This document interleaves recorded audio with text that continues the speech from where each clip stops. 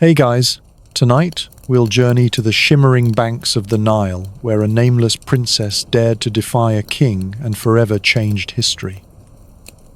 Imagine moonlight casting gentle silver streaks over the river's reeds, as a royal daughter, whose very name was erased by time, rescued a Hebrew child destined to lead a people to freedom, setting in motion events that would echo across millennia. Before we begin, take a moment to hit the like button and subscribe so you never miss another historical sleep tale. Now, dim the lights, grab your favorite blanket, and let whispers of palace intrigue and hidden courage gently carry you off to sleep.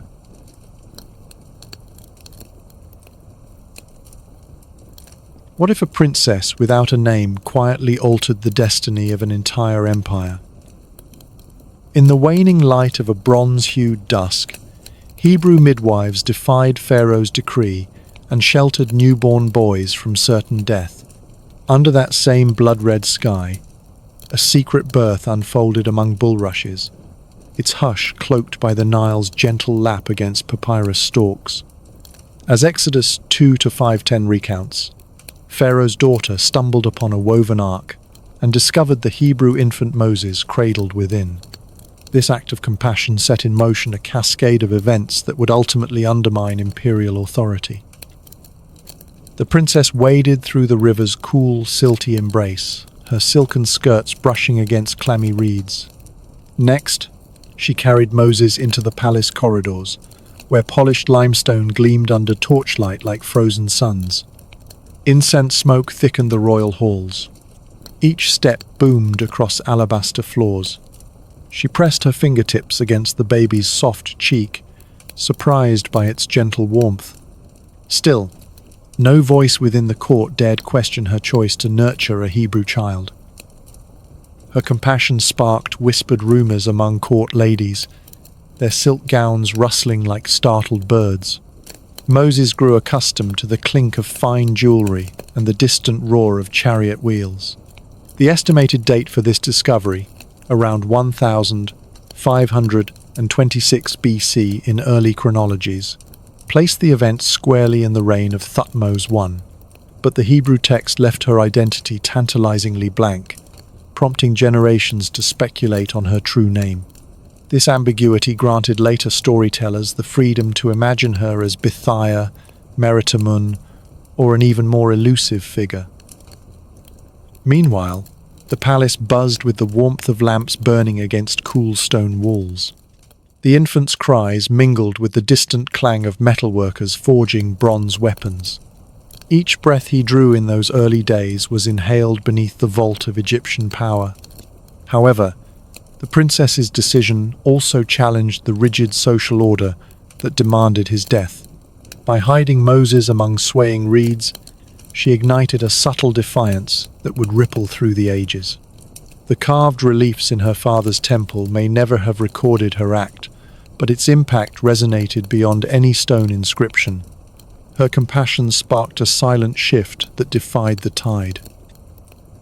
The polished corridors soon became a cradle of subversion, where the crackle of torch flames witnessed quiet rebellion.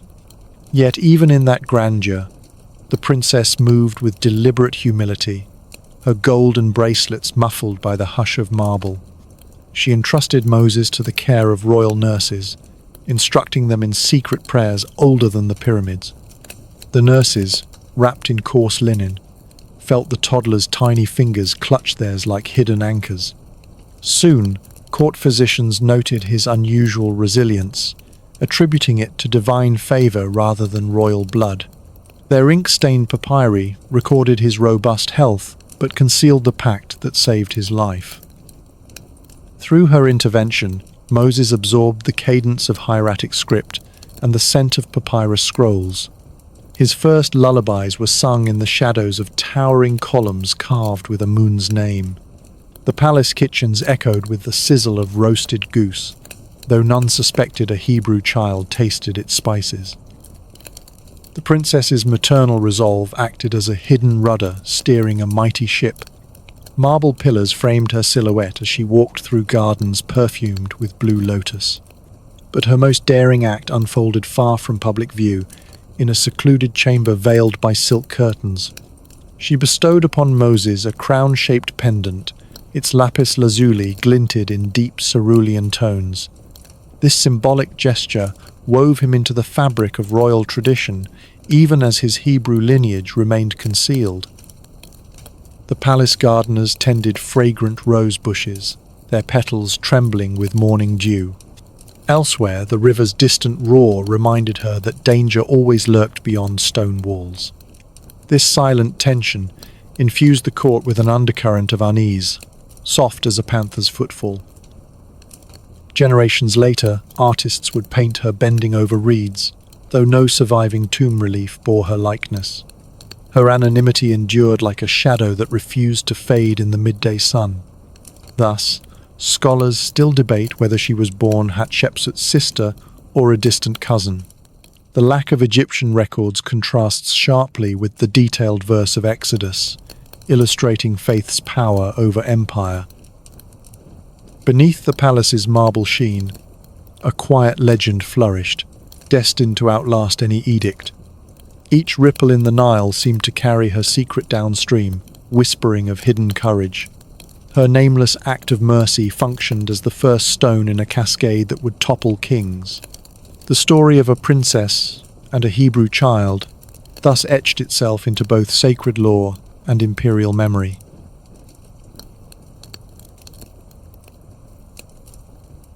Even ancient legends sometimes blur the boundary between myth and reality.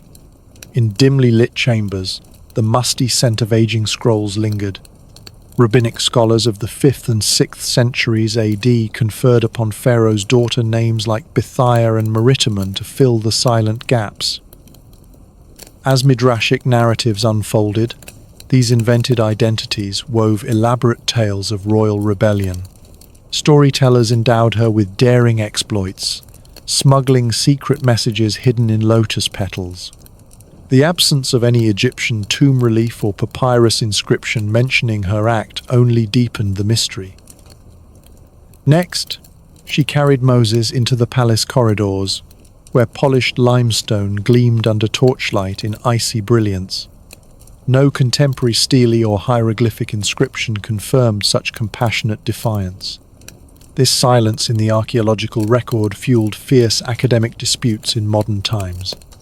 Lamp flames flickered across cracked clay floors. Some historians argued that political expediency would have preserved any heroine's memory had she existed. Still, the mythical embellishments served a deeper purpose in rabbinic culture. By elevating female agency, these legends underscored the theme of divine intervention. Congregational sermons could highlight a princess who defied tyranny for a greater good. The crackle of papyrus, under quill, punctuated heated exchanges at dawn study sessions. Each translator wrestled with Hebrew and Aramaic nuances to convey her courage. The temple corridors themselves held their breath, resonating with unseen truths. The stone walls carried the lingering scent of centuries-old incense. This vacuum of hard evidence let myth fill the gaps. Over time, Bithiah's story became a cornerstone of moral instruction in many Jewish communities. Skeptics pointed to the absence of cartouches or obelisks, celebrating her mercy. Soft echoes reverberated in monastic libraries, where theologians pored over Talmudic commentaries. In the 19th century, a breakthrough sparked hope that inscriptions might one day emerge. Still, no papyrus fragment has surfaced to corroborate her hypothesized role. The hypothetical princess existed more vividly in hallowed lecture halls than on Nile mud. Her tale persisted in poetic homilies rather than in granite reliefs. The nurses, wrapped in coarse linen, felt the toddler's tiny fingers clutch theirs for reassurance. The gentle hum of chanting priests in nearby sanctuaries reminded listeners of unseen powers. By framing her as a vessel of divine will, rabbinic law emphasized faith's supremacy over empire. The parchment under aged hands crackled to life as rabbis read her story aloud. Still, Absent from any royal annals, her legacy survived only through word of mouth. Over generations, artists painted her bending over reeds, never knowing her true visage. The drafty scriptorium echoed with the rasp of feathered quills. Skeptics and believers alike recognized the narrative's power to inspire courageous acts. Chapels across Europe displayed stained glass medallions depicting her rescue of Moses. This widespread iconography cemented her image in collective memory despite historical doubts. The princess became a symbol of compassion, eclipsing dynastic propriety. Nonetheless, her archaeological absence served as a poignant reminder of history's fragility. Modern debates hinge on interpreting what is not written as much as what is. The whispered hush of candlelit archives still invites scholars to question accepted truths. Each new discovery of papyri fragments renews hopes of confirming or refuting her existence. When faith and evidence collide, the princess stands at the crossroads of belief and proof. Her story continues to straddle the realms of sacred myth and critical history. Her legend, etched only in the margins of scrolls, remains as enigmatic as the pyramids themselves. The absence of a carved monument contrasts sharply with the vividness of oral tradition. Yet that very void grants her tale a timeless flexibility to inspire new generations.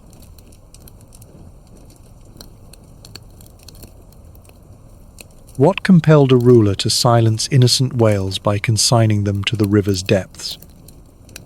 In the pre-dawn chill, the Nile's surface shimmered silver under a pale, watchful moon. Exodus 1:22 recorded the edict. "Every son that is born you shall cast into the river," a decree aimed at quelling Hebrew growth. As Egypt's population swelled, Pharaoh's anxiety festered into a policy of brutal pragmatism. Scholars often link this harsh measure to Thutmose I's successor, Thutmose II, whose reign commenced around 1506 BC. This dread mandate ignited subterranean acts of resistance among Hebrew midwives. The echo of newborn cries was swallowed by the river's surge. At the same time, secret prayers drifted through cramped huts where frantic mothers pleaded for mercy. Each bulrush hideaway became a battlefield between maternal instinct and royal command. The cold water lapped against fragile waists, each wave testing their resolve. Some midwives covertly obstructed guards, allowing infants to slip into hidden baskets. This defiance set in motion a network of secret passages and safe havens along the riverbank. A mother's sobs, muffled by woven reeds, painted the dawn with strokes of grief. The princess's earlier compassion stood in stark contrast to this state-sponsored terror. The decree's brutality resonated through Goshen's fertile fields, where Hebrew laborers toiled under scorching sun. Sunday-baked adobe huts bore the scorch of midday heat, and their occupants' hopes wavered amid the haze. This divide deepened the rift between conqueror and subject, eroding the empire's moral foundation. The Memphis court buzzed with speculation as courtiers whispered of divine retribution. Each rumor sparked tension in the heated air. Pharaoh's heralds marched along causeways, their sandals kicking up daubs of ochre dust. Yet nowhere did official records justify drowning infants as anything but a regrettable necessity. In some quarters, the policy was rationalized as protecting the throne's future. In others, it was reviled as sacrilege. This ideological rupture sowed seeds of unrest that would later coalesce into mass exodus. The clang of overseers' tools echoed off watchtowers, each a testament to royal paranoia. In sun-scorched granaries, Hebrew hands trembled over sacks of grain beneath the oppressive heat. River reeds swayed in morning rhythms. A guard's spear gleamed in sunrise rays, oblivious to the silent bargains struck in the shadows. Pockets of defiance persisted, bound by whispered vows and braided reeds. This undercurrent of resistance ultimately fortified the very spirit the decree sought to crush. The daily cadence of labor carried both fear and steely resolve, a testament to human tenacity. Moses' preservation stemmed not only from royal mercy, but from collective courage. Courtiers in alabaster halls felt an unspoken tremor in the balance of power. The river's roar seemed to carry warnings of coming upheaval. Each dawn found midwives trading coded signals hidden among daily tasks. None of their whispered defiance warranted mention in the annals of power. The decree's cruelty corroded social trust from within. In subterranean cellars, clandestine gatherings discussed plans for escape in complete silence. This burgeoning solidarity among Hebrews prepared soil for the seeds of Exodus. The Nile, once a symbol of life, became an instrument of death, a stark paradox etched in memory. Yet even amidst terror, small acts of subversion shone through the gloom. Midwives exchanged coded lullabies, each note a prayer for salvation. As these networks expanded, they stitched together a tapestry of shared defiance. Moses' story evolved into a beacon of hope for a people under siege. Each whispered recounting of the decree stoked the fires of communal identity. Palace scribes recorded grain tributes but omitted the human cost hidden downstream. The bulrushes kept their counsel, shielding more than just one miraculous survival. This cruel policy, intended to guarantee stability, instead cemented the cracks in Pharaoh's authority. The river's undercurrent carried both Pharaoh's command and Hebrew resilience toward a reckoning.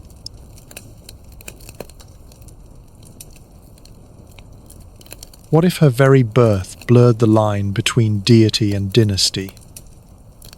In the midday glare of Thebes, the sun-baked walls glowed with a molten sheen under a cloudless sky. Around 1505 BC, Thutmose I and Queen Ahmose welcomed their firstborn daughter, an event marked by priests draping her cradle in fragrant blue lotus garlands.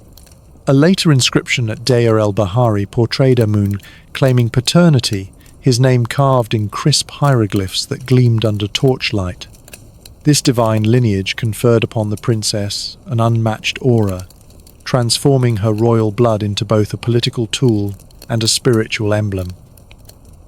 Early on, she moved through pillared halls where the hum of vibrating lutes mingled with the sweet haze of incense. Courtiers murmured of her destiny as they adjusted veils spun from the finest linen, its texture cool against their heated skin. Her mother's attendants whispered that newborn cries transformed into hymns to Ra beneath open-air sanctuaries. Thebes itself pulsed with the scent of roasted offerings drifting from temple altars, a haze that settled in the evening air. In those first years, her childhood footsteps echoed against polished sandstone, each tap a prelude to power. By carving her name alongside Amun's titles, priests bound her fate to the divine realm. But this mythic foundation also inflamed rivalry among palace factions eager to harness her sacred status.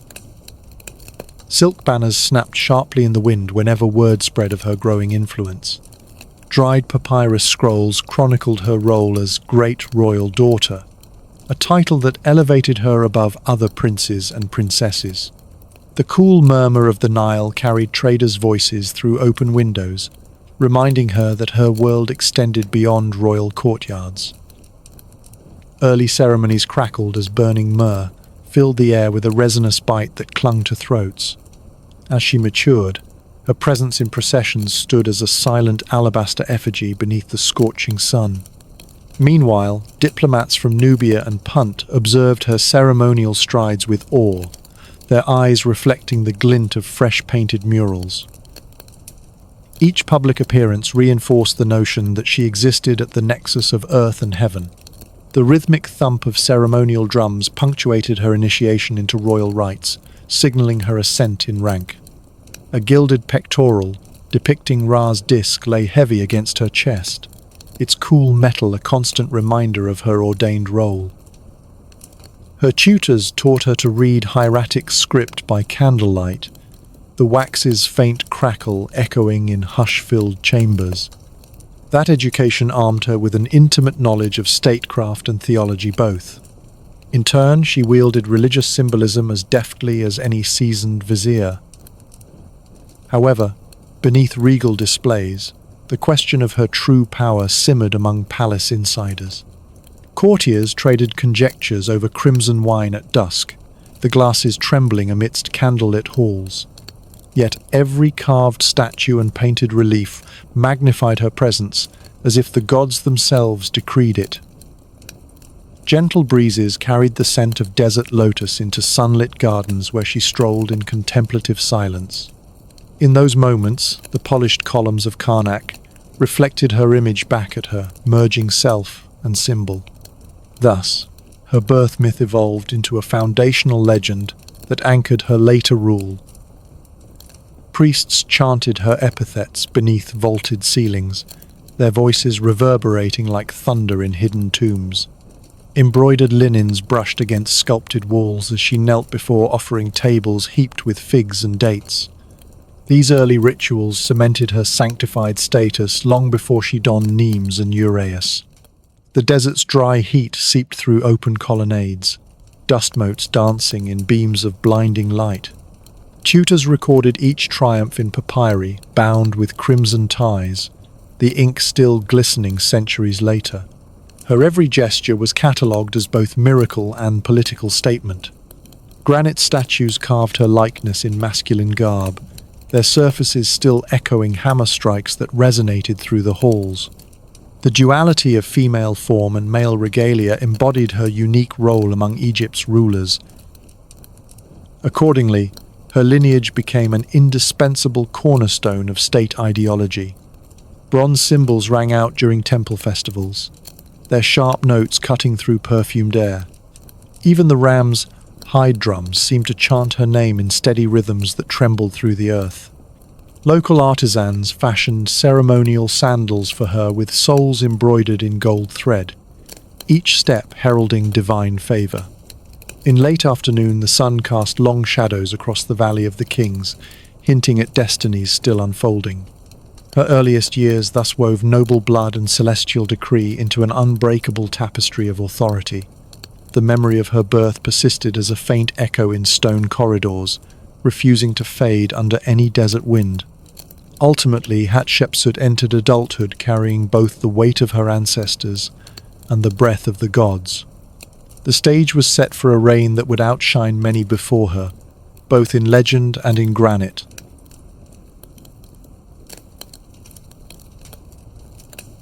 What if her destiny was sealed by an alliance that doubled as a gilded trap?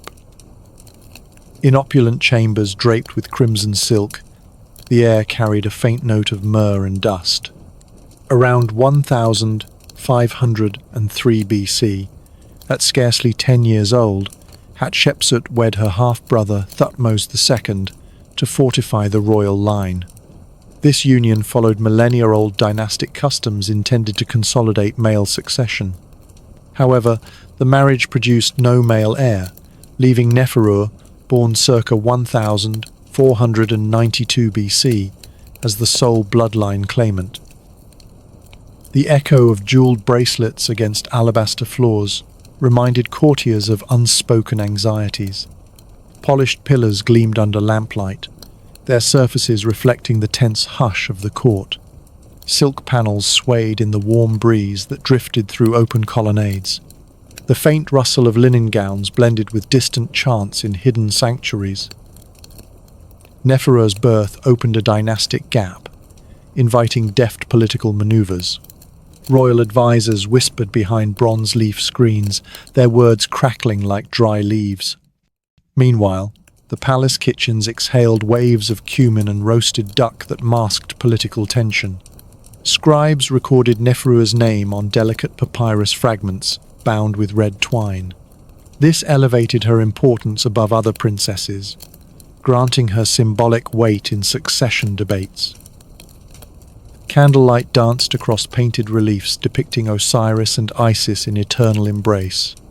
Notwithstanding, no fresco celebrated a queen who bore no son, underscoring the era's male-centric protocols. Court etiquette restricted her potential, its ornate rules weighing down her ceremonial diadems. Courtiers fanned themselves with peacock feathers, each plume brushing against embroidered couches. Hatshepsut honed the art of subtle influence, mastering both ritual and rhetoric. The scent of frankincense drifted from offering tables lined with polished alabaster bowls. Conversely, her marital title mattered more than her personal desires, constraining her to tradition. Bronze inkpots clinked on low tables as officials debated treaty terms and dowry allocations. This ritualized choreography of ceremony laid bare the palace's rigid hierarchy.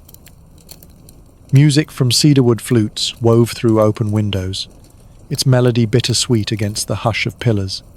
Thus, her public role as queen positioned her at the heart of power without granting the crown. Jewel-encrusted sandals left faint impressions on gleaming floors, each step a reminder of her duty. Marble urns overflowed with lotus petals, their scent drifting into eager palms. Neferu's existence transformed into a living testament to dynastic aspirations. Silver trays heaped with dates and figs offered both nourishment and silent tribute to the throne. Simultaneously, architects sketched future monuments destined to memorialize male pharaohs alone. The inner sanctums grew heavy with humid air, amplifying every hushed conspiracy. Silk curtains trembled as palace eunuchs exchanged coded nods in dimly lit corridors. Still, these corridors bore the imprint of her growing influence among palace factions. Courtiers likened her to a bloom emerging from cracked stone, both fragile and determined. She quietly forged alliances with temple priests and treasury officials alike.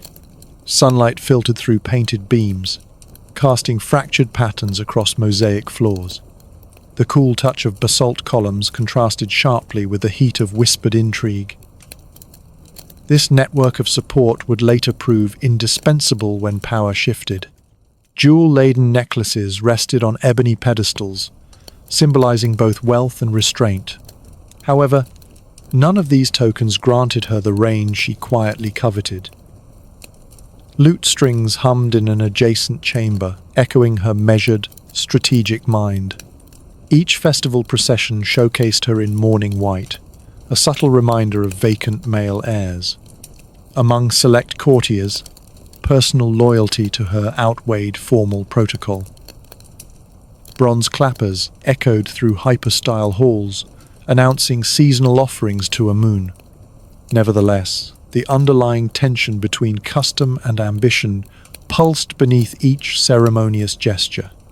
In that intersection of duty and desire, Hatshepsut laid the groundwork for her future sovereign leap. Marble thresholds witnessed her silent resolve, preparing her for the unprecedented step to power.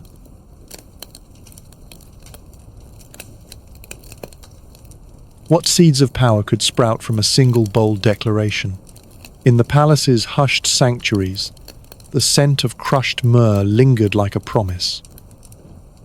Upon Thutmose II's death in 1479 BC, Hatshepsut stepped forward as regent for her stepson, Thutmose III. Courtiers watched her don the regalia of authority, her voice echoing through granite-pillared halls. By year 7 of Thutmose III's reign, circa 1473 BC, she proclaimed herself Maatkare and adopted full pharaonic titulary. This audacious move fused her royal blood with masculine symbols to solidify her legitimacy. Polished limestone reliefs captured her image in the Nemes crown and false beard, a striking paradox of gender and power. Temple priests then carved Amun, Ra's blessing into the sanctuary walls at Karnak, chisels sparking in torchlight. The desert air tasted of hot sand. This bold rebranding set in motion a co-regency that balanced youth and experience. Noble women in embroidered linen gowns murmured prayers for stability as the court buzzed with anticipation.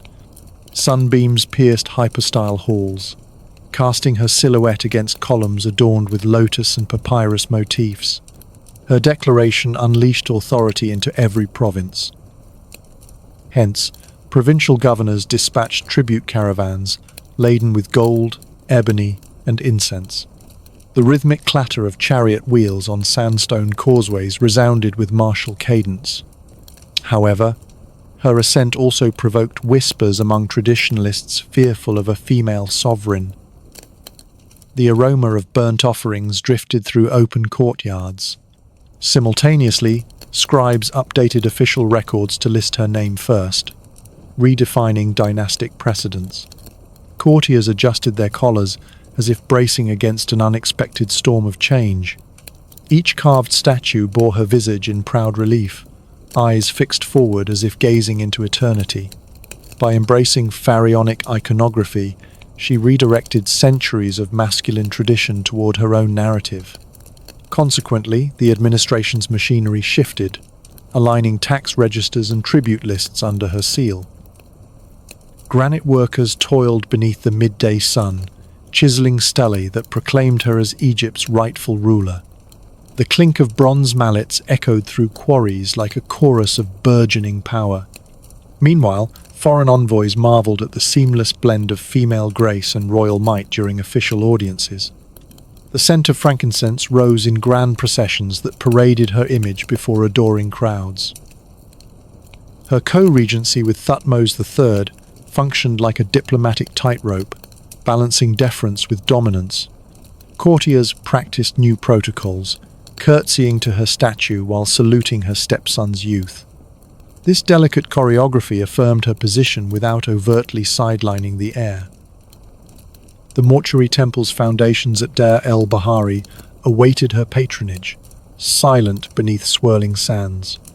Caravans of limestone blocks creaked across desert plains, destined for her future monuments. Each block bore rough-hewn marks, promising to become part of her enduring legacy. Thus, labourers in patched kilts quarrelled over jugs of cool water under the blazing sun. In tandem, governors dispatched provisions to fuel the grand architectural enterprise. Her proclamation of sovereignty thus did more than assert power, it mobilized an empire's resources. Bronze trumpets heralded her presence in Thebes, their notes vibrating off sun-warmed walls. Yet beneath the ostentation, factional rivals plotted in shadowed niches. Candlelight flickered over clandestine conversations, each word a stepping stone toward either allegiance or betrayal. Accordingly, her grip on authority depended as much on political acumen as on divine sanction. The cool breeze in the East Court carried murmured oaths of loyalty from newly appointed officials.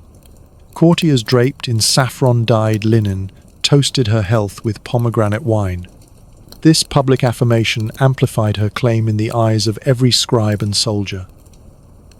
In sum, her single proclamation had blossomed into a vast network of power that stretched from Nubia to the Levant. The seeds of sovereignty she planted in that pivotal year would bear monuments, armies, and myths.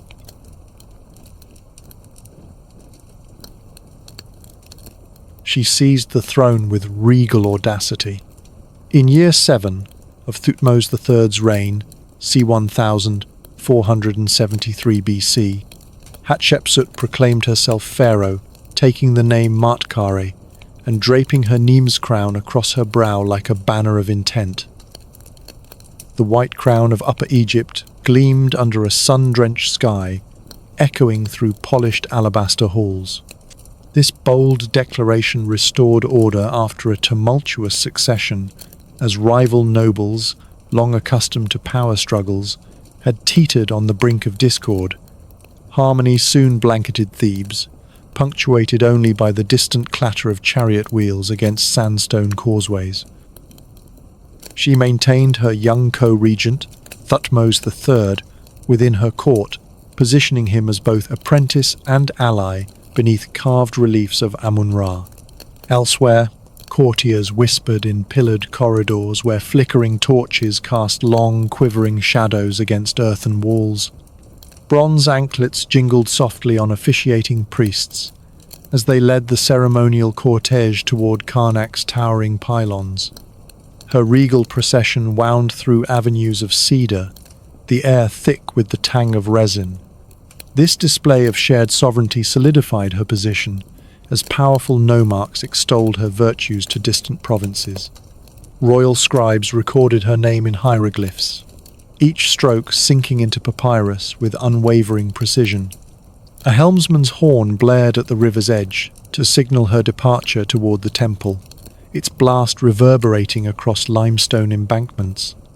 Her voice, calm yet commanding, echoed across sandstone terraces where carved falcons seemed to bow in deference. Yet, traditionalists bristled at a woman donning the kilt and false beard reserved for kings, fearing a disruption of cosmic balance. Still, her bearing remained resolute, her steps measured on flagstones heated by midday sun, her eyes reflecting unwavering resolve. This assumption of male regalia challenged centuries of custom, prompting whispers that she blended mortal ambition with divine sanction. Sculptors set to work transforming statues, granting her broad shoulders and a squared jaw befitting a pharaoh. The rhythmic scrape of chisels against granite-filled workshop chambers with measured cadence. Mosaic inlays of turquoise shimmered beneath torchlight, evoking the river's currents at midnight. Consequently, her image adorned temple pylons from Luxor to Abydos, proclaiming her presence in every province.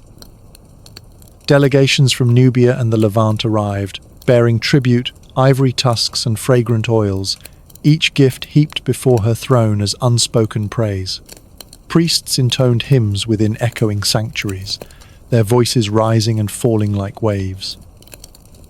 Yet dissent persisted in hidden alcoves where scribes questioned the propriety of a woman wielding the crook and flail.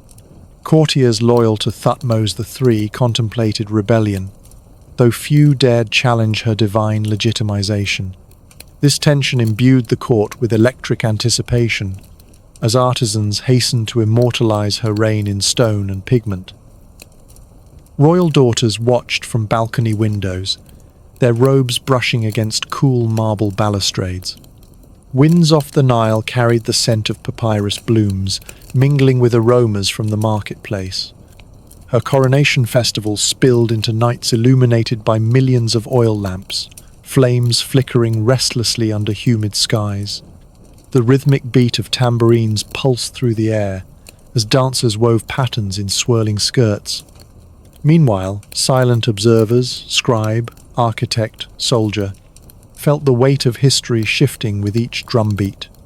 The clay tablets of future generations awaited the tale of a female pharaoh, etched by successors who would either praise or purge her memory. This momentary unity across Egypt contrasted sharply with earlier regnal uncertainties, cementing her authority in the collective conscience. Declaration of Maatkare, Truth of Ra, emblazoned on temple walls, became a refrain spoken by novices learning their lines beneath frescoed ceilings. Scribes dipping reeds into inkpots noted her deeds alongside those of Osiris and Horus, entwining her story with that of the gods. Yet rumors persisted that Thutmose III's supporters plotted clandestine moves to reclaim sole authority. Tension crackled through night air, torchlight glinting off bronze cuirasses at secret rallies. Her diplomatic envoys navigated between factions, offering grain shipments to appease restless nomarchs. Thus, she averted immediate revolt, moulding alliances as deftly as a potter shaping clay. Her co-regent son appeared in joint reliefs, his youthful features contrasting her stately visage with a spark of latent challenge. The palace gardens hummed with cicadas beneath dusky skies. Her rule inspired poets to craft verses celebrating Egypt's newfound vitality, their words unfurling across scrolls as hymns of praise. Eventually, ancient prejudices lingered within dusty archives, undermining her achievements as faint echoes of a bygone era. This coronation marked a turning point, as Egypt bowed to a pharaoh who defied every precedent. Her legacy, etched in temple reliefs and inscriptions, persisted beyond lifetimes, awaiting rediscovery by future generations. Sculpted reliefs of her triumph stood as silent sentinels, challenging all who encountered them to remember the woman behind the myth.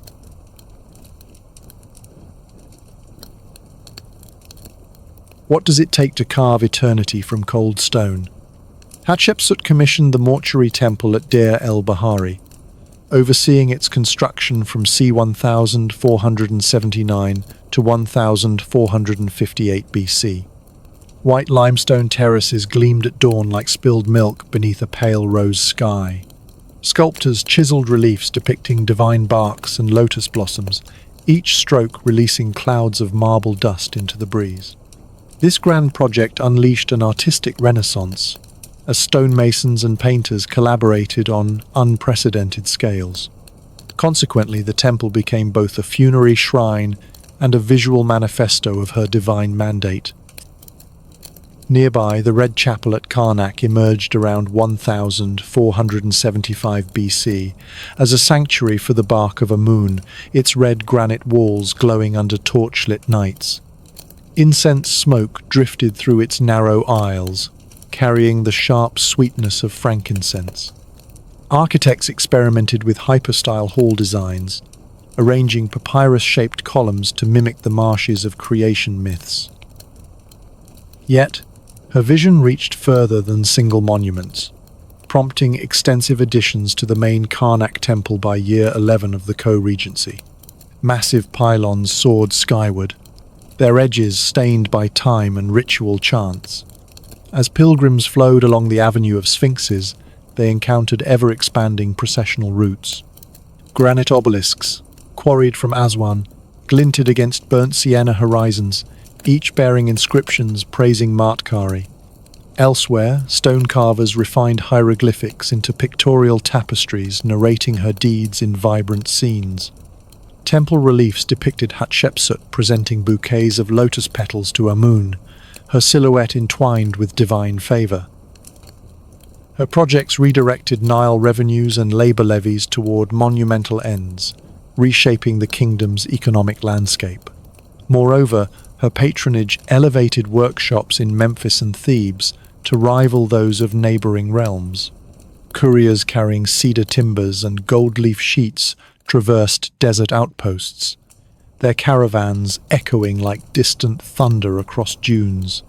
Soft chants of scribes reciting her epithets mingled with chisels clinking against sandstone blocks.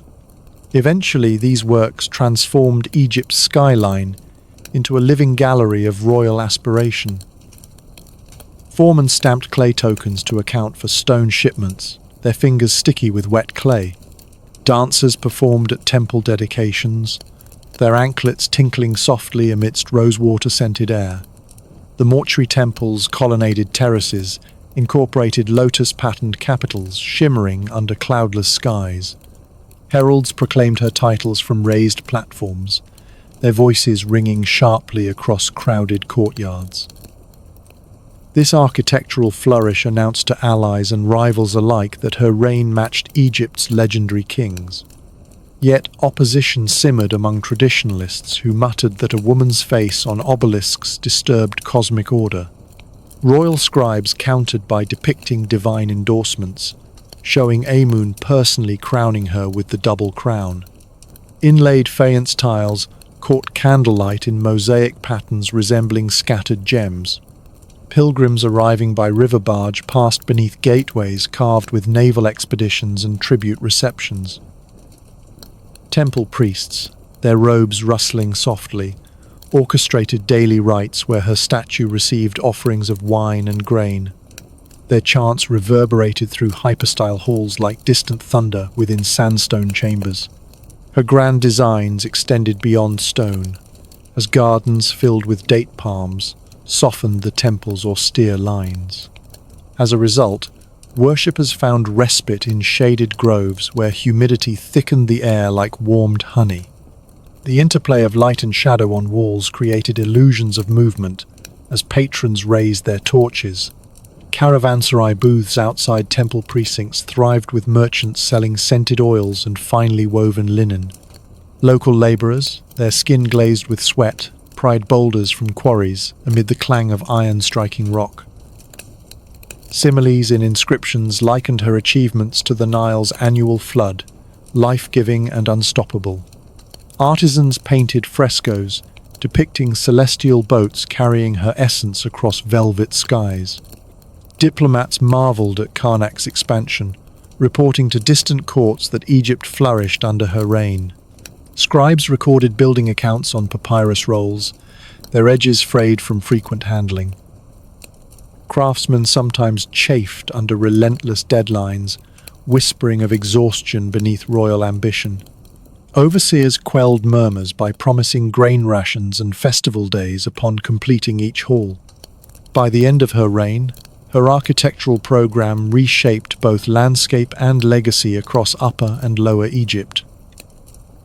Monuments stood as silent witnesses to a ruler who harnessed divine imagery and earthly power.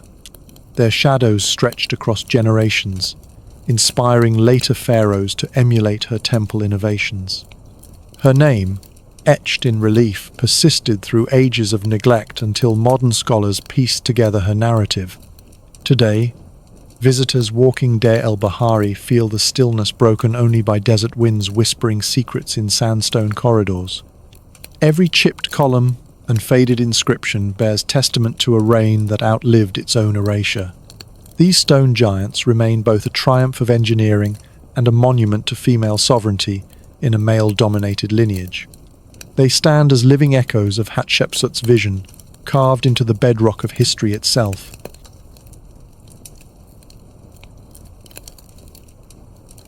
Could incense and gold carry her name beyond Egypt's sands? In year 9 of her reign, c. 1475 BC, Hatshepsut dispatched a fleet of oblong ships toward the land of Punt under the command of her trusted envoy Niasi. Warm sea breezes carried the tang of salt across wooden decks, blending with the faint creak of timbers as vessels glided down the Nile. The expedition loaded live myrrh trees and frankincense saplings, precious as captured sunlight, cradled in woven baskets cushioned by palm fronds. This endeavor financed her grand architectural program, fueling ambition and artistic patronage across Thebes. Seashell charms chimed softly against hull planks. The sailors' voices rose in rhythmic chants, echoing against waves beneath a vast expanse of rose-colored dawn. At port, palace officials tallied supplies, barrels of wine, jars of ivory dust, marking each item with charcoal on scrap papyrus. Consequently, the pharaoh's coffers brimmed with exotic treasures surpassing local mines' annual yields. Ivory tusks lay heaped like fallen teeth before her throne in Memphis, gleaming against polished cedar floors. King May of Punt welcomed the delegation beneath woven reed mats, his courtyard fragrant with unfamiliar spices. He offered ebony beams and golden statuettes, each carved as a ram-headed deity. However, the most prized gift remained the myrrh trees, their resinous aroma thicker than morning mist. The envoy meticulously recorded each offering, inscribing details on leather scrolls destined for royal archives. Traders from Syrian ports marveled at these treasures, recounting how Egyptian sails had unfurled across the sea. Back in Thebes, laborers planted frankincense saplings in temple courtyards, their fingers sticky with resin scented like warmed honey. Courtiers toasted her success with goblets of date wine, sweetness tempered by fermented pomegranate. This triumph bolstered her diplomatic prestige, as envoys from Byblos and Nubia sought audience to pledge their own tributes.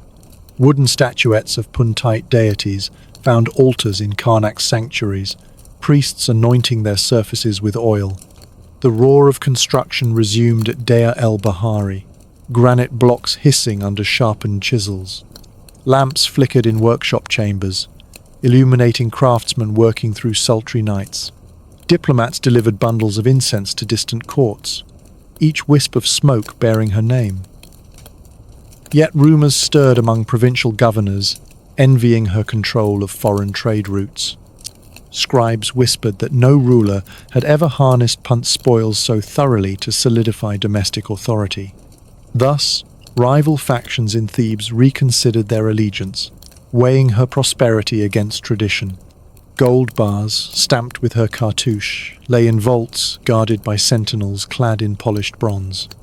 Temple feasts honored her bounty with song and dance, drumbeats resonating beneath star-strewn skies. The scent of roasting grains drifted from harvest festivals, blending with imported frankincense smoke. Still, envy shadowed her triumphs, noblemen grumbling that foreign ventures distracted from Nile-bound agriculture. Court musicians composed hymns praising Maatkare, lyrics comparing her reign to a river's fertile flood. Negotiations ensued when metalworkers in Kush presented gold and ostrich feathers for mining rights. Coastal merchants, watching her fleet return, awoke to sails scattered across the water like distant gulls. Overseers distributed salted fish and dried figs to crews returning from Punt, celebrating safe passage. Her absence from military campaigns allowed resources to refocus on cultural patronage, temple festivals, scholarly gatherings, artisan guilds. Therefore, she cultivated prosperity entwined with intellectual and artistic bloom. Fresh lotus blossoms floated in ceremonial pools, petals brushing marble edges softly. Statues of her envoy Nehesi appeared alongside hers in reliefs, highlighting the expedition's importance. Couriers dispatched news of her triumphs across the kingdom, letters sealed with resin pressed into clay. Inscriptions boasting Punt's riches adorned obelisks framing temple gateways in Alexandria and beyond.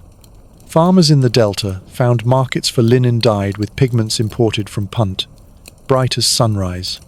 Exotic animals, monkeys, giraffes, became centerpieces in palace menageries, cries piercing dawn courts. Her blend of commerce and sovereignty recast the pharaoh's image, portraying her rule as abundant as the Nile's swell. Festivals commemorating the expedition erupted with colored drapery and bronze sistrums. Children played under date palms, tossing crushed incense into the air like confetti. This set in motion a legacy where economic ambition met divine archaeology, forging a narrative remembered by generations. Reliefs on temple walls preserve scenes of ships laden with gifts, timbers forever frozen in stone. Every carved beam and sinuous hieroglyph murmurs her audacious reach beyond Egypt's horizons. The Punt expedition remains a testament to her vision, proving trade could elevate a ruler's name to mythic stature. Her sails may have rotted, but their treasures endured in stone and story. Through incense and gold, Hatshepsut ensured her legacy whispered across centuries like desert winds carrying distant scents.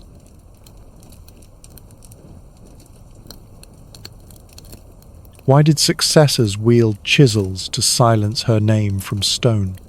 In year 22 of Thutmose III's reign, c. 1458 BC, artisans armed with bronze chisels began systematically defacing Hatshepsut's cartouches. Splintered granite blocks rattled like distant thunder as sculptors struck at reliefs once meant to immortalize her glory. This campaign erased over 50 statues and reliefs, turning proud effigies into crumbling husks of memory. Consequently, her name vanished from king lists and temple walls alike, swallowed by sanctioned oblivion. Camps of laborers echoed with grinding metal on stone, dust swirling in midday sunlight like spectral sandstorms. But whispers persisted in shadowed sanctuaries, where priests furtively invoked her name beneath flickering oil lamps. Artists in Memphis and Thebes were ordered to recarve reliefs, replacing her visage with that of Thutmose III or generic royal figures. Each struck chisel chip fell like a stifled heartbeat onto worn stone floors. Thus, the narrative of a female pharaoh dissolved into the void of official history. Meanwhile, Amenhotep II, 1427–1400 BC, extended the purge into remote temple precincts across Upper and Lower Egypt. As a result, hieroglyphic panels once brimming with her triumphs became blank canvases of sanctioned silence. Sculptors labored under the glare of royal overseers, their sweat mingling with ochre stains clinging to chisel edges like dried blood. Hence, later priests encountered corridors stripped of her name, their halls echoing only hollow incantations. Ornate obelisks, once adorned with her cartouche, loomed monolithic and mute against a cobalt sky. However, relic hunters and tomb robbers in subsequent centuries recognized the inconsistency of missing dedications, fueling speculation. By stripping her from official records, rulers aimed to secure an unchallenged male lineage, fencing out any vestiges of her reign. Their efforts reshaped Egyptology's early king lists, leading Greek and Roman historians to overlook her altogether. In temple workshops, the rhythmic scrape of chisels became a grim anthem, erasing chapters of Egypt's golden age. Later scribes, unaware of the censorship, copied only the surviving deeds of male pharaohs, perpetuating her absence. Temples along the Nile bore witness to ritual offerings performed before damaged statues, where missing faces stared back as blank voids. Priestly chants resonated through cracked hypostyle halls, haunted by the silence of her vanished cartouches. This deprivation of presence weighed heavily on local lore, as villagers spoke of a nameless queen in hushed tones. Merchants trading ivory and ebony offered prayers to generic deities, neglecting the temples she once endowed. Caravans passing Theban gates noted the seamless stone, but missed the stories obscured beneath weathered surfaces. Over centuries, layers of sand and silt buried defaced walls, their outlines softened like ghosts beneath desert blankets. As a consequence, modern explorers found only faint scratches where once bold inscriptions proclaimed her authority. Yet chance discoveries, fragments of remnant reliefs, survived in discarded quarry dumps and shattered temple debris. These shards yielded clues, revealing traces of her titles beneath rough recarvings and hempen restraints. Archaeologists later dusted them clean, unveiling fragments of her narrative hidden beneath millennia of deliberate neglect. Their clean cloths brushed away wind-blown grit, releasing scents of ancient mortar and baked clay. Therefore, her story began to re-emerge, pieced together from the silent canvas of stone. Contemporary epigraphers compared recarved cartouches with intact examples, identifying mismatched carvings through microscopic analysis. Temple guides now spoke of this campaign as a judicial purge, where memory itself became subject to imperial decree. Vivid fresco pigments survived in sheltered niches, their cobalt and vermilion hues testifying to her once vibrant reign. Later excavations in Deir el-Bahari exposed fragments of demolished statues, strewn like fallen colossi across sandy floors. Flecks of red ochre clung stubbornly to chiseled surfaces, like dried blood-preserving acts of violence. Their discovery prompted new theories about political fanaticism coursing through Thutmose III's court. Accordingly, scholars theorized that the erasure was as much an assertion of masculine doctrine as an act of historical housekeeping. Academic debates roared like desert winds, circling questions of memory's fragility under wielded power. Publications in the early 20th century began to acknowledge her absence, sparking renewed interest in female rulership. Museums displayed battered reliefs beside later recarved panels, the contrast stark under museum spotlights. Ergo, her erasure became a case study in the politics of historiography, resonating with scholars worldwide. Guides lead visitors through corridors where voids in stone invite reflection on what was lost. Each chipped edge and half-erased name stands as a ghostly testament to her erasure.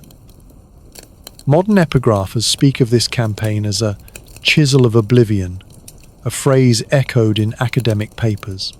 Despite the damage, enough traces remained for her memory to resurface, etched into collective consciousness.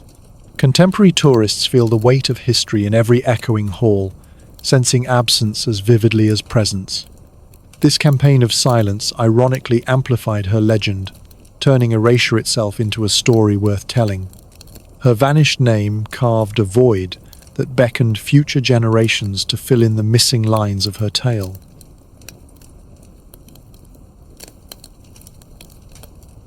Could sands of centuries truly bury a queen's memory? Centuries of wind-blown sand and relentless sun had cloaked Deir el-Bahari and Karnak in thick blankets of dust by the 19th century. Faded reliefs and half-buried colonnades stood mute under shifting ochre dunes, their forms softened like wax in midday heat. This sparked a series of explorations where early antiquarians stumbled across weathered walls, hinting at a ruler erased from history. Soon, whispers of a nameless monarch began circulating among scholars armed with parchment and quill. Jean-François Champollion cracked the hieroglyphic code in 1822, unveiling an alphabet of stone that resurrected long silent inscriptions. Carl Richard Lepsius's Prussian expedition in 1842 catalogued temple reliefs at Deir el-Bahari, though he misattributed many king lists to male predecessors. Explorers identified the Temple of Djeser-Djeseru in 1855, recognizing its unique axial terraces as the mortuary temple commissioned by the Hidden Queen. Dust particles danced in torchlight as discovery teams brushed away layers of accumulated grit from carved cartouches. The hush of early morning desert promised secrets under skies the color of faded parchment. Archaeologists noted that the absence of her name in king lists could only be explained by deliberate omission. Workers uncovered a sandstone column bearing the faint outline of her cartouche beneath layers of plaster. Nearby, local villagers guided foreign explorers through labyrinthine passageways choked with debris. Their sandals crunched over broken pottery shards as midday light filtered through collapsed pylons. The golden haze of sunrise revealed glimpses of painted hieroglyphs that time had almost erased. Gold leaf particles clung stubbornly to mortar joints, shimmering like trapped fireflies. Expedition journals described the temple as a time capsule, its silence heavier than any stone lintel. Early epigraphers struggled to differentiate her titles from those of Thutmose III, leading to scholarly misfires. Leather-bound notebooks brimmed with sketches of lotus friezes and cartouches on the brink of extinction. Watercolors applied to fragmentary reliefs hinted at a vibrant palette of cobalt and carnation, red lost to erosion. Shells and bones embedded in the courtyard floor testified to millennia of ritual offerings long forsaken. This initiated a wave of rediscovery as museum curators clamored for newly unearthed artifacts to showcase in Europe. Dealers peddled weathered ostraca and chipped alabaster jars, their auctions echoing across salon gatherings. Maps of Upper Egypt grew crowded with expedition paths traced in ink and sweat. Photographers captured sepia-toned panoramas of crumbling pylons beneath skies, electrified by desert storms. Lantern light revealed catacombs where broken statues lay scattered like fallen giants. The air smelled faintly of heated stone, mingling like spice in an evening market. Scholars translated hieroglyphs by candle flame, their quills scratching softly like cicadas. Footsteps in echoing halls sounded like distant heartbeats reverberating through ancient ruins. Gradually, inscriptions once thought generic revealed her unique throne name, unmistakable under close scrutiny. Expeditions sent plaster casts of reliefs back to European academies, where they were studied by candlelight and debate. Whole rooms in the Louvre soon held fragments of her temple, their labels a testament to recovered identity.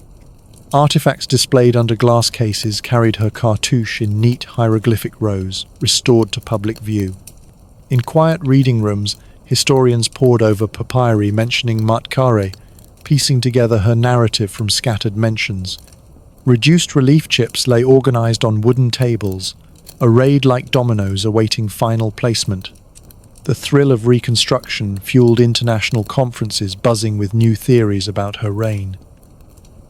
Students sketched temple layouts in dusty amphitheaters, tracing lines of power etched into bedrock.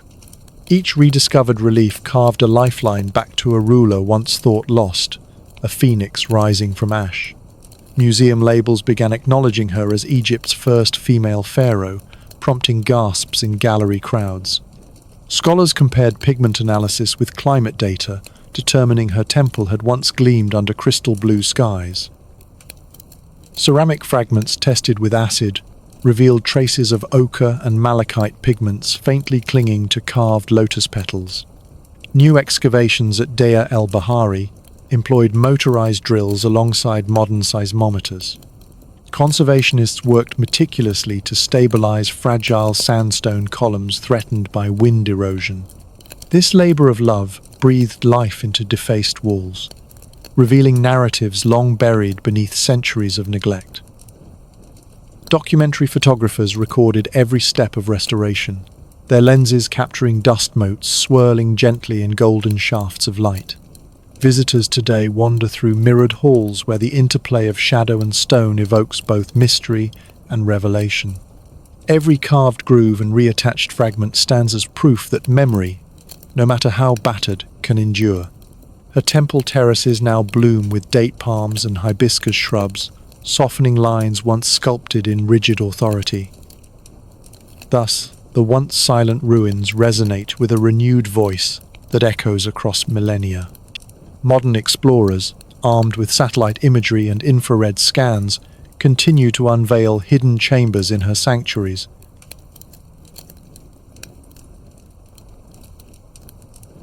How did modern eyes bring her back from oblivion? Late 19th century scholars like Flinders Petrie surveyed the crumbling terraces at Deir el-Bahari, their flickering lanterns tracing faint outlines of Maatkare's once proud cartouches. The hush of dawn yielded to the soft rumble of excavation tools, each scrape releasing sandstone dust scented faintly of ancient mortar. These pioneering investigations revealed misplaced fragments bearing her name, igniting a cascade of scholarly curiosity. In 1906, J.V. Chevrier's publications systematically catalogued these rediscovered inscriptions, restoring Maatkare's place among Egypt's pantheon. Gallery halls later displayed their plaster casts under polished glass cases, where museum lights glinted off faded ochre pigments. Enthralled visitors whispered reverently as velvet ropes separated them from chipped statues, footsteps muffled across marble floors. Still, some academics questioned the authenticity of fragmentary cartouches, fueling debates in lecture halls thick with tobacco smoke. Parchment scrolls bearing Chevrier's detailed reproductions circulated through European universities, their crisp inked lines conveying newfound clarity. Subterranean pathways at Luxor bore fresh markings of her cartouche, discovered by teams equipped with maps and pickaxes. Meanwhile, early photographic plates captured sepia-toned panoramas of half-erased reliefs, revealing subtle carvings invisible to the naked eye. Scholars examined these images under magnifying lenses, noting faint curves of hieroglyphs that affirmed her authorship. Looming steam engines at Alexandria's docks transported massive sandstone fragments to burgeoning museums across Europe.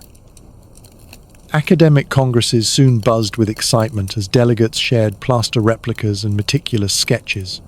Ornate salon gatherings in Vienna featured champagne-fueled discussions about Egypt's forgotten queen, accompanied by the clink of crystal flutes. Later, cartouches identified in the British Museum confirmed earlier sightings as gloved curators compared calligraphic strokes.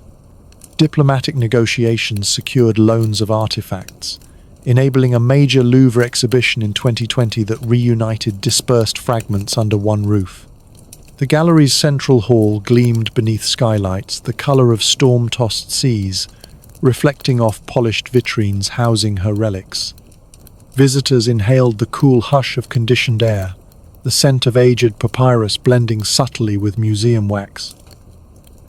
Persistent controversy over attribution prompted fresh expeditions to remote temple outposts in Nubia. Rugged terrain challenged archaeologists with sudden sandstorms, whose grains bit sharply against exposed skin. Remote shrines, unveiled stelae, bearing her full titulary, carved in masterful lines that survived millennia beneath wind-sculpted dunes. Subsequently, epigraphers cross-referenced these finds with legacy reports, constructing a comprehensive biography from scattered evidence. Dry breezes rattled survey tents as teams photographed each fragment against cobalt-blue backdrops. Simultaneously, digital models transformed three-dimensional scans of reliefs into interactive exhibits on touchscreens. Technicians calibrated infrared light to reveal faded pigments, monitors flickering with ghostly hues of vermilion and azure. Hidden details emerged, delicate lotus buds and sacrificial scenes entwined with her cartouche. Museum curators orchestrated touring exhibitions that crisscrossed continents, introducing Maatkare's story to new audiences. Auditorium lectures resonated with the click of slide projectors and the scratch of chalk on blackboards. Nonetheless, critics dismissed the resurgence as romanticized, arguing political motives colored interpretations. Interdisciplinary teams bridged art history and geology to authenticate inscriptions through petrographic analysis. Samples of sandstone revealed mineral compositions matching quarries known to supply royal workshops. UNESCO then designated her mortuary temple a World Heritage Site, unlocking conservation funding from international donors. Conservationists applied fine resin coatings to stabilize eroded carvings, their brushes moving in deliberate, painterly sweeps. Archaeological drones hummed overhead, mapping temple terraces with precision surpassing even ancient architects. Gradually, her fragmented narrative coalesced into a cohesive account of daring rule and architectural innovation. Evening tours offered torchlit journeys through shadowed colonnades, where hushed guides recounted her decisive triumphs. Embedded soundscapes of wind-blown sands and distant chanting deepened the immersive experience for modern audiences. Accordingly, tourism to Luxor surged, travelers eager to walk pathways she once trod in regal procession. Travel journals described temperature shifts from scorching midday sun to cool dusk breezes whispering through lotus ponds. Academic publications flourished with chapters devoted to Maatkare, each illustrating newfound reliefs in meticulous detail. Documentary filmmakers captured time-lapse footage of restoration work, their cameras clicking rhythmically like precise metronomes. Crowds at the Louvre marveled at a newly reconstructed granite statue, its polished surface reflecting astonished faces. Yet echoes of past erasure lingered in empty niches where her likeness had once stood unchallenged. Symposiums in Cairo's prestigious halls convened Egyptologists and international scholars, the air thick with debate and anticipation. Ultimately, her reign gained renewed scholarly recognition, reframing narratives of ancient gender and power. Publications in peer-reviewed journals praised the layered research that resurrected her memory from oblivion. This reclamation of Maatkare's legacy underscored archaeology's power to rewrite history's footnotes. Even now, her image graces museum catalogues and academic monographs, ensuring no future chisel can fully silence her story. Visitors departing temple sites carry the lingering fragrance of incense and ancient pigments, testament to a pharaoh reclaimed.